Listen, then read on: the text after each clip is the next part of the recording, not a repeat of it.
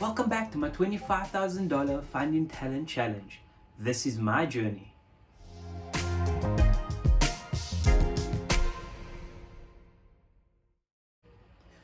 What's good, everybody? It's your boy Marcelino back with another video. So, guys, your boy's feeling good not because I won. I'm not saying I won. However, what I'm feeling good about is just the reassurance of the fact that I know how to trade. You know what I mean? I've been going through my journal throughout yesterday. I've been going through all of the trades that I journaled yesterday into today, the trades that I journaled, just reassuring myself and giving myself confidence that I know what I'm doing. And guys, that's a tool that I found when I was down in the trenches, down out yesterday, not wanting to look at a chart at all, knowing that each day in the market is unique, each moment in the market is unique. I even mentioned this yesterday on my video, that each moment in the market is unique, is unique, and each trade that you take is unique. Even though the setup seems the same, no amount of traders is ever the same within that setup. No amount of traders yesterday compared to today is at the same moment, short and long. What do I mean by that? Yesterday there might have been 500 combined traders going short when you took that long, and there might have been 250 traders going long. And then today there might have been same setup, exactly the same, but completely different. You know what I mean? So that just reassured me, and that just gave me confidence that everything or every moment in the market is unique. And yeah, guys, overall today I'm just feeling much better. I just told myself when I was meditating this morning, meditating on the fact that, not to get a bit religious, but the Bible says meditate on my word day and night so that you can become successful. So obviously whatever you meditate on, you will be able to kind of become successful in that specific lane or in that specific niche. So to me, it's just about meditating on becoming a successful trader, what a successful trader does, and then really placing that into my day-to-day lifestyle and into my day-to-day living. So yeah, guys, that's what I've been doing from yesterday into today, just calming myself down, reassuring myself, affirming myself, telling myself that I do know this, and you don't really know the wins and losses or the sequence of wins and losses. And today, this morning, when I got to the charts, some of the charts were looking really nice. I'll explain it now in a minute. But yeah, I entered into an EU trade. Everything is explained, so I don't really want to be talking about trades right now.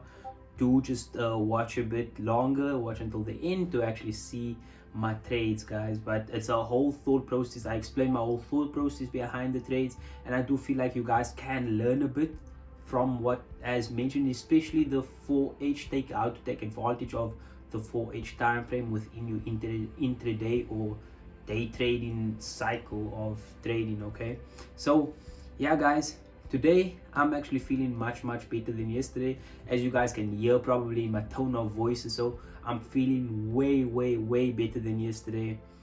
Yesterday I was sitting at about -1 to 2%. Today I'm sitting at about -1.125, something like that, minus 1.25%, because of the trade that I took today. It was up at about 2.5%. I closed 1 hour and then hit break even, and then I took a loss after that. The loss could have been avoidable because I didn't have enough range. However, it's just my thought process behind the trade, knowing when I'm gonna go to break even. It's just unfortunate that it took me out first before going in my direction and then taking me out completely. So yeah, guys, I'm feeling good.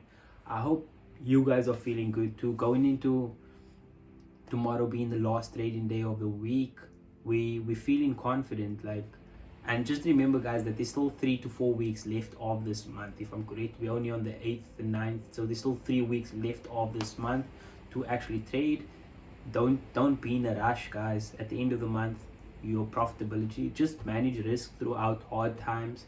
Manage risk, be strict about it. Don't go against your rules. And what I found today, what works is, immediately after taking my second trade of the day. I'm gonna just leave the computer, even if it's for like 5-10 minutes. Just leave the computer and go do completely something completely different, or like completely out of the range of trading. Like just go do, catch some fresh air, go for a walk, or do something that has completely nothing got to do with trading.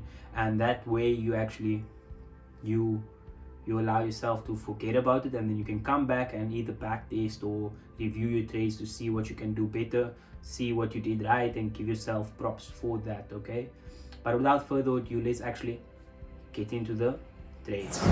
So let's take a look at the charts. So the two trades that I took this morning was Euro USD and GBP USD, right?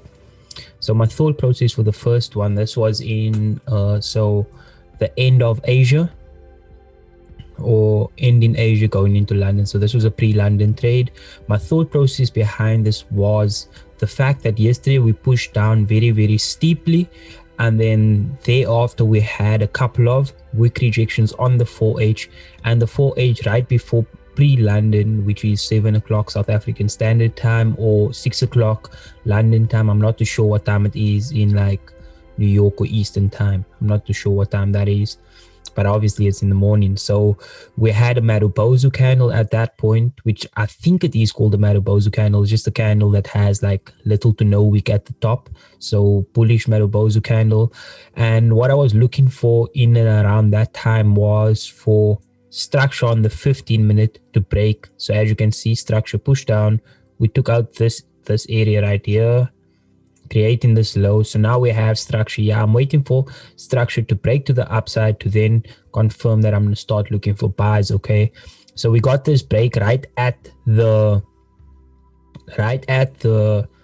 like the close of that 4H candle. So now what I'm doing is I'm anticipating that price is going to continue higher, and I'm also watching like kind of the range of the 4H candle. Okay, so I'm thinking, let me see if price is, after creating a wick here on this 15-minute candle, right? After creating a wick on this 15-minute candle, we're more likely going to continue higher. However, obviously we didn't continue higher at all.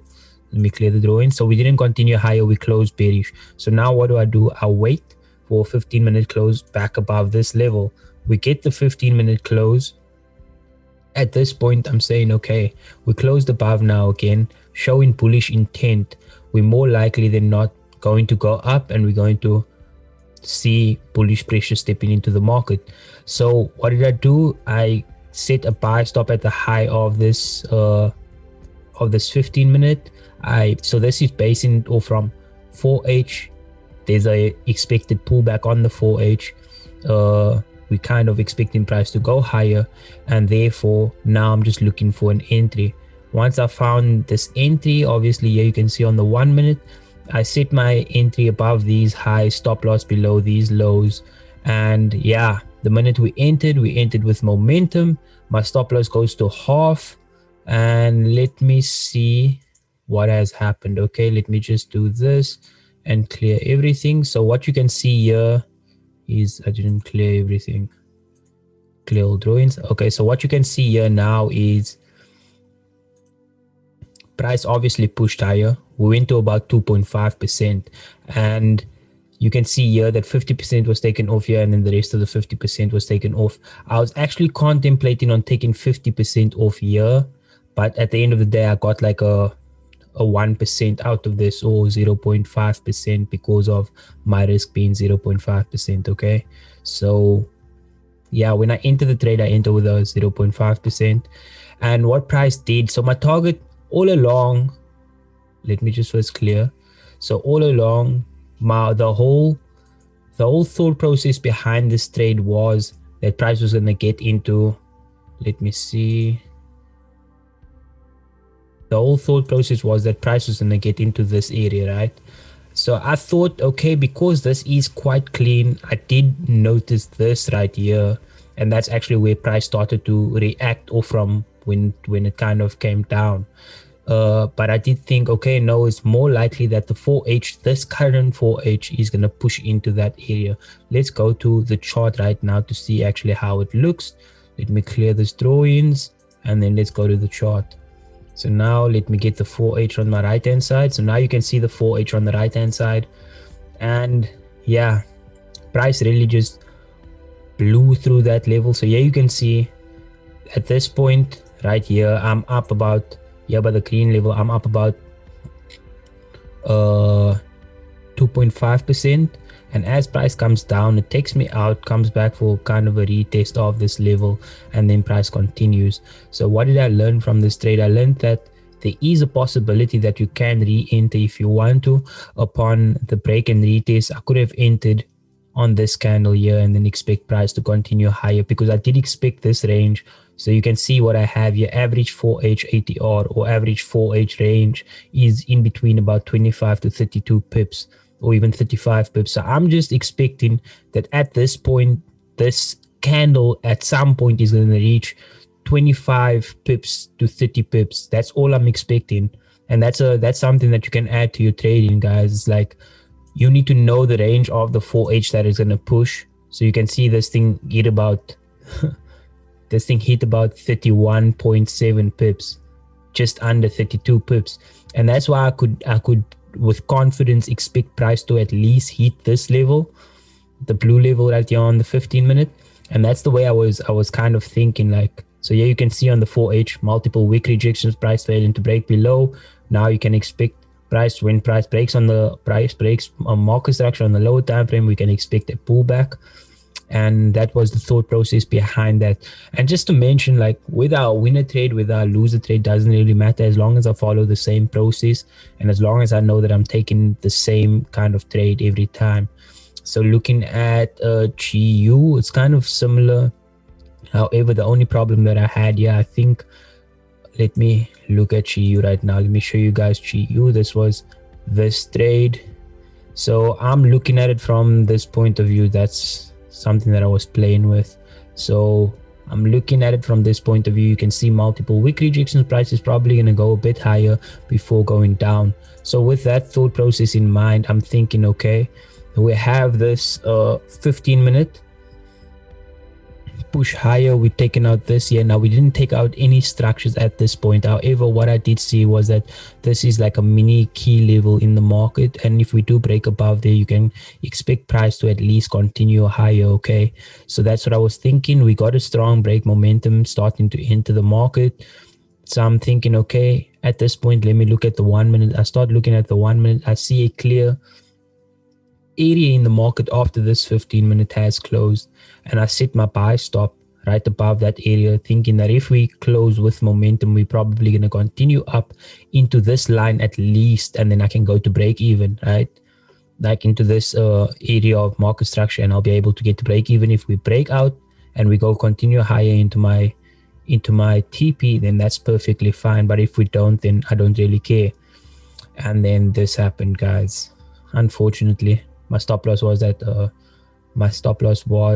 half, and we hit the stop loss. Now after this, just realized that I wasn't annotating, but let me just get this there for you. So after price came into take me in, we went down, and right after this, price then went straight into this key level right here on the 15-minute. We went right into that key level, and then what did we do?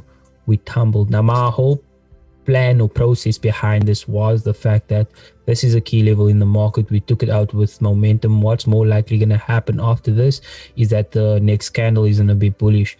Now there wasn't enough space for me to get to a 1-to-1 per se, but I thought, okay, as long as price taps this, I'll be able to go to break even.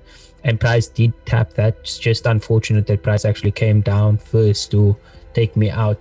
And that's my trades today. I figured, like, after yesterday's whole thing, the way I spoke and the way like I was feeling, I'm feeling much better today.